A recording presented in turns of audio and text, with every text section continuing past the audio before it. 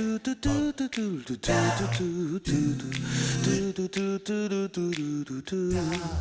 everyone, I'm Captain Logan. And I'm Jason. And today we're going to tell you how we felt about... Avengers Age of Ultron. Yeah, Jason and I just went to Age of Ultron together, and what'd you think, Jason? Yeah! Did you like it better or worse than the original Avengers movie? It was cool. It was cool? Yeah. Yeah? You like them about equally? Uh-huh. Yeah? Avengers Age of Ultron, as you likely know already, but we always give a little bit of a synopsis on this show, is, of course, the sequel to Avengers from 2012. It's Joss Whedon directing again, and it's the whole team from before with some added members, and the basic premise is Tony Stark accidentally creates a supervillain because he's trying to make it to where the Avengers are no longer going to be needed. It's a little bit of that premise from Dark Knight and Dark Knight Rises of I don't want to have to be the superhero forever. The point of being a hero in Tony Stark's mind is to get to where you don't have to do it forever, so that you can live a regular life and move on and create something that sustains itself, and the world will go on just fine without you. And of course, things don't go exactly the way he was hoping that they would. So he creates an artificial intelligence that is Ultron, and Ultron has its own idea about how to save the world, and it plays with the question of, and this really moving on from, I think, building upon a lot of ideas that we had in Avengers, is dealing with the question of whether or not you should try to prevent horrible things from happening or take those horrible things when they come. Jason! What? How did you feel about Age of Ultron? I felt like Ultron was my favorite character. Oh, you thought Ultron was the best character? Yep. What did you like about Ultron? Well, because I like bad guys. You just like bad guys? Do you like Loki? Yeah. Yeah? Did you like Red Skull and Captain America? Uh-huh. Yeah? So you just like the bad guys a lot? I thought What's Cool was not in Age of Ultron. No, I just mean in Captain America. I'm just talking about bad guys right now. Oh. So you like bad guys? Yeah. Yeah? Was Ultron kind of scary? Mm-hmm. Were there a whole bunch of different Ultrons? Uh-huh. Or I guess the same Ultron, but a whole bunch of times? Mm-hmm. Yeah. Let me ask you this. Did you think that there was enough Ultron in the movie? Or did you think that we could have seen more of Ultron? We could have seen more of Ultron. So, of course, Jason and I just got back from seeing the movie, and that's how we always do with these Feelin' It videos, and we're... I'm going to turn this off before we get Arc Reactor blasted in the middle of this video and prove kind of the point of the movie, that we got to be a little bit more careful with how we use technology. Anyway... Can I please eat my... You want to eat your cookie? Yeah, sure. You can eat a cookie, Tony Stark, Jason. Anyway,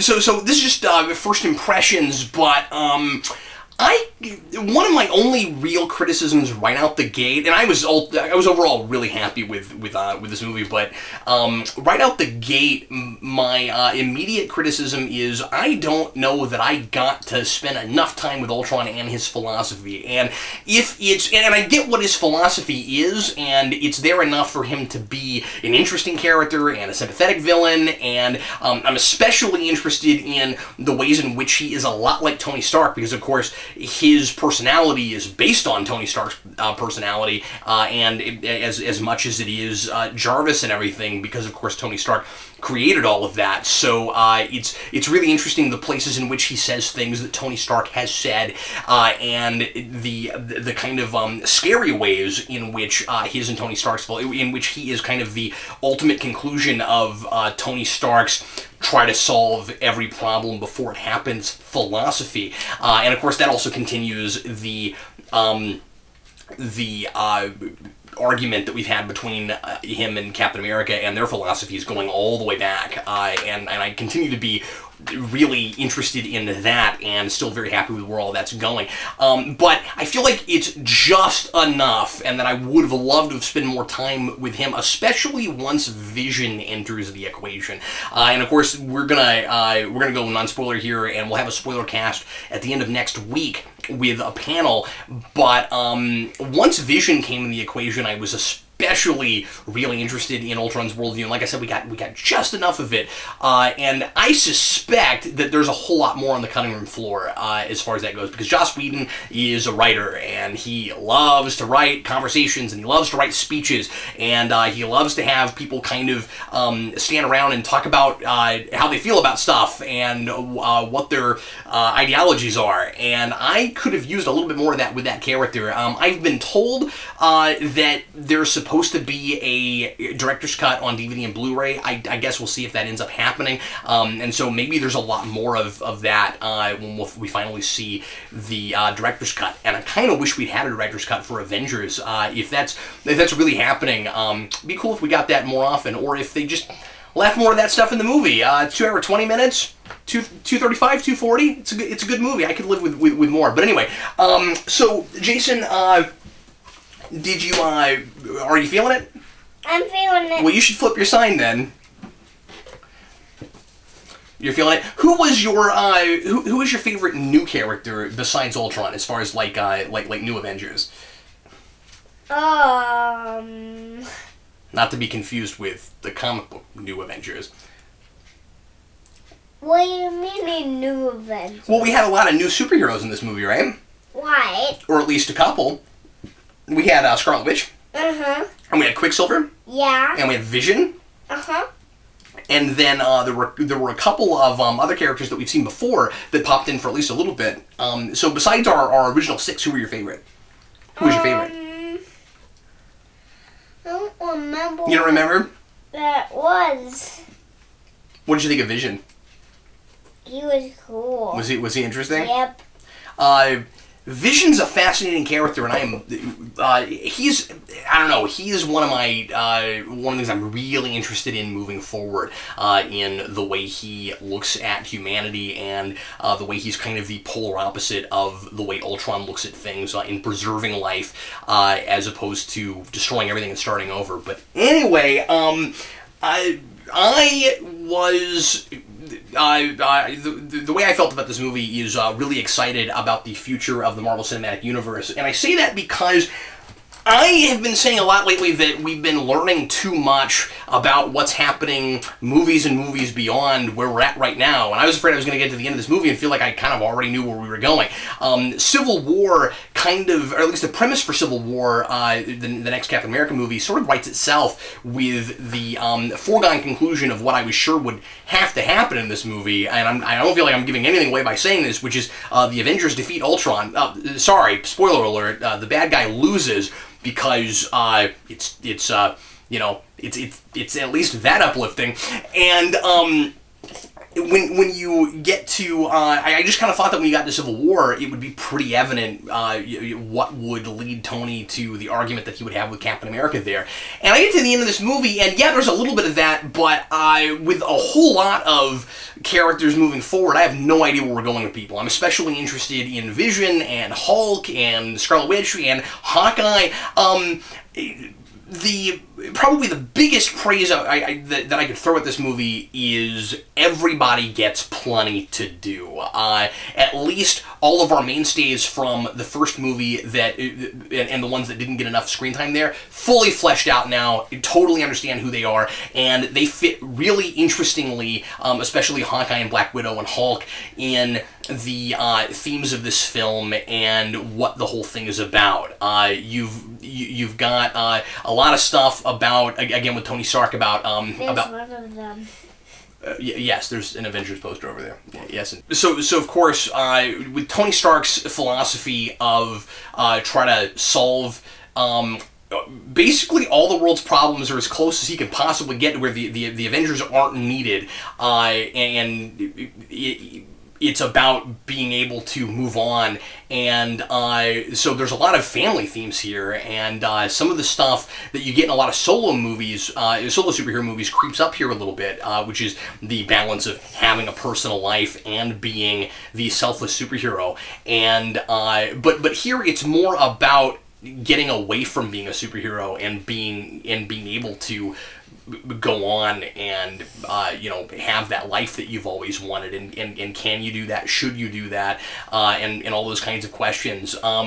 Black Widow's relationship with Bruce Banner continues to be really interesting. It went where I was hoping it would, and I think that could have been irritating, and it wasn't. I really liked it. Hawkeye is hilarious, and I never thought I would say that. Hawkeye's really funny in this, and I want to see him have his own solo movie based kind of on the comics that we've had lately, which have been very funny comics. Hawkeye's great in this. I think he needs his own solo movie, and I was surprised by... I guess I shouldn't have been surprised by the amount of levity, because, of course, Whedon writes a lot of funny, and even Serenity, which gets really, really heavy, is very funny in a lot of places.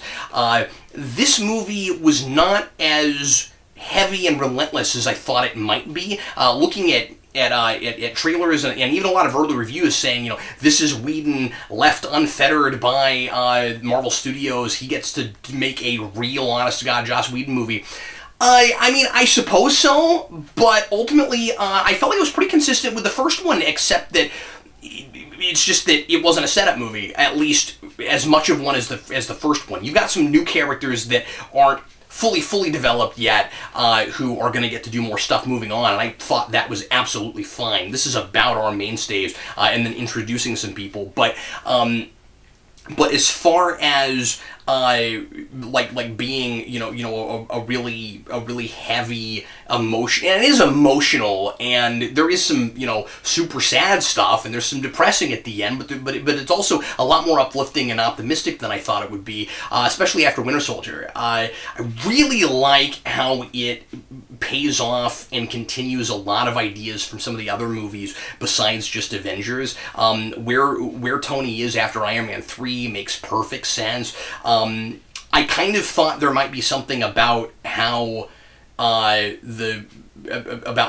rebuilding suits and things, because I thought he kind of got rid of everything at the end of Iron Man 3, but he just kind of has all of his stuff again. So I guess I just read the end of that movie wrong, and I makes sense, because you got to have more Avengers. So of course, he's going to keep being Iron Man, even though he doesn't have the arc reactor in his chest anymore. But anyway, moving on from Winter Soldier, especially, we pay off a lot of SHIELD stuff in really cool and interesting ways. I'm really happy with it ultimately, and very excited to talk about it more at length a little bit later in the week. Jason, what other things should we talk about?